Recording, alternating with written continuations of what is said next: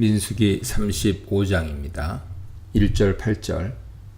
앞서 18장에서 레위인들의 생활을 위한 식량, 급여 문제가 이미 설명되었습니다. 여기서는 그들이 살 주거지와 최소한의 목초지를 마련해주는 법이 제정됩니다. 이 법 역시 임박한 가나안 땅 생활을 대비한 조치라고 할 수 있죠. 일련의 법들에 이어서 계속해서 요단 건너 여리고성 맞은편의 모압 평지에서 이 법이 선포됩니다. 레위인들의 도성에는 목초지가 깔려 있습니다. 가축과 짐승을 방목하고 가둬놓을 공간이 필요했던 것이죠. 여기서 가축은 정결한 동물인 소, 양, 염소이고 짐승은 부정한 동물이지만 부려야 하는 나귀나 약대를 지칭할 것입니다. 초장의 규모가 구체적으로 적시됩니다. 성벽으로부터 동서남북 방향으로 1000규빗 거리까지가 레위 도성 소유의 초장입니다. 1000규빗이면 450m가량인데요. 그런데 5절을 보면 좀 난감해집니다. 4절과 달리 성을 중앙에 두고 성 밖 동서남북 각 방향으로 2000규빗, 즉 약 900m 크기를 지정하기 때문이죠. 레위 성읍 초장의 규모에 대한 엇박자가 나보이는 이 두 규정을 둘러싸고 해석상의 혼란이 발생합니다. 어떤 학자들은 4절과 5절은 성읍의 종류가 다른데 4절은 좀 더 특별한 성읍에 대한 규정이라고 주장합니다.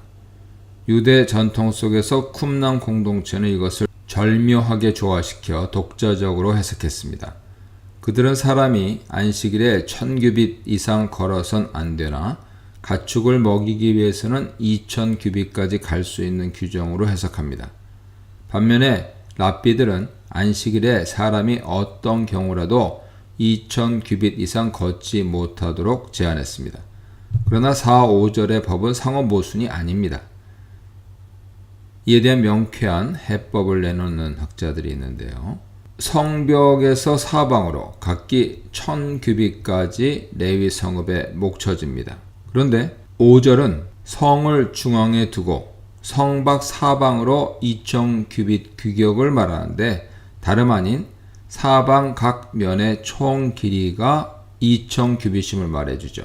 성읍의 정중앙을 기준으로 사방 2000규빗 크기의 정사각형 목초지의 경우 성읍 규모에 따라 전체 목초지의 규모가 좌우되는데 어떤 경우든 첫 규모보다 목초지 규모는 상당히 작아집니다. 상호 모순이 생기는 것이죠. 그러므로 우선 성벽부터 1000규빗의 거리까지 성읍의 목초지며 동시에 사방 경계의 각 길이는 각 모퉁이를 기준점으로 경계선을 그어 전체 면적을 정합니다. 이 경우에 성읍 크기에 따라 중앙에 걸쳐지는 부분이 달라지지만 성읍별로 큰 편차는 없고 무엇보다 4절과 5절에 모순이 없어집니다. 레위 성읍은 모두 48개가 선정되고 그 중에 다시 6개 성이 도피성으로 지정됩니다. 각 성읍은 모두 정한 규칙에 맞는 목초지가 동시에 주어지는데요. 8절은 지파별로 받은 크기에 따라 레위 지파에게 더 많이 주거나 더 적게 줄 것을 명령합니다.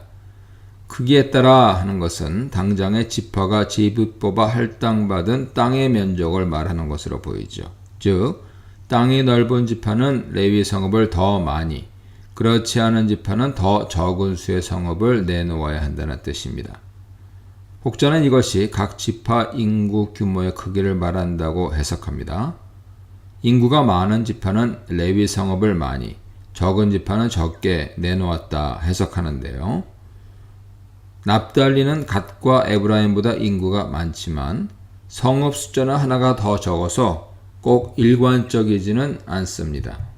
유다는 48개 성읍 가운데 8개를 내놓고요. 시므온만 하나를 내놓고요.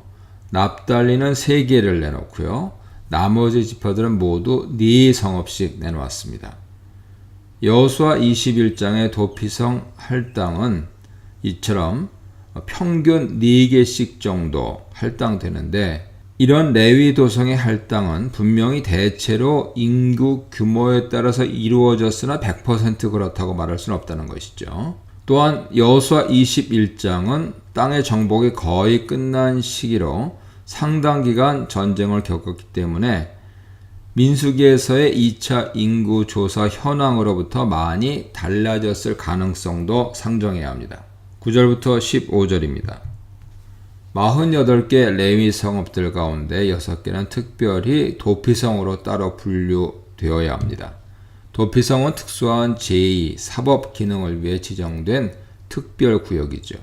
그곳은 부지 중에 살인을 저지른 사람이 보복을 면하기 위해 도망갈 수 있는 성이었습니다. 고의적이든 과실치사든 누군가 살인당하면 가족이나 친족이 그 살인자를 즉각 보복 살해할 수 있었습니다. 이 보복을 피해서 살인자가 도피성으로 피신하는 것입니다. 복수할 자라는 것은 원어로 고엘이죠. 19절에서는 피해 보복자, 고엘 하담으로 칭합니다. 도피성은 요단 동편에 셋, 요단 서편에 셋, 도합 6개를 마련해야 합니다. 도피성 혜택은 다른 율법과 마찬가지로 자국민, 타국민, 그리고 최레민 모두에게 공이 적용됩니다. 타국인 최레민은 오늘날 영주권자라고 보시면 좋습니다. 다만 잠시 머물다 가는 나그네, 여행객은 제외됩니다. 16절로 21절입니다. 6개의 계획살인 사례들이 나열되는데요. 22, 23절에서는 3개의 과실치사 사례들이 나열됩니다. 고의적이거나 음모를 꾸미거나 홧김에 누군가를 죽인다면 가차없이 사형에 처해야 됩니다. 그 핏값을 보복하려는 형제나 가족이 그를 죽인다 해도 그는 죄가 없습니다. 하지만 어떤 경우라도 일단 재판을 통해 고의 여부가 판결되어야 합니다. 6개의 고의 살인 사례는 첫 번째, 철로 된 물건으로 쳐서 죽일 때, 두 번째, 돌로 쳐서 죽일 때, 세 번째, 나무 연장으로 쳐서 죽일 때, 네 번째, 미워서 밀쳐 죽일 때, 다섯 번째, 급습해서 죽일 때, 여섯 번째, 악심을 품고 때려 죽일 때입니다. 이 문단에서는 레위인을 위한 성읍, 억울한 자를 위한 도피성, 살인으로 볼 2가지 기준에 대해 묵상해 보시기 바랍니다.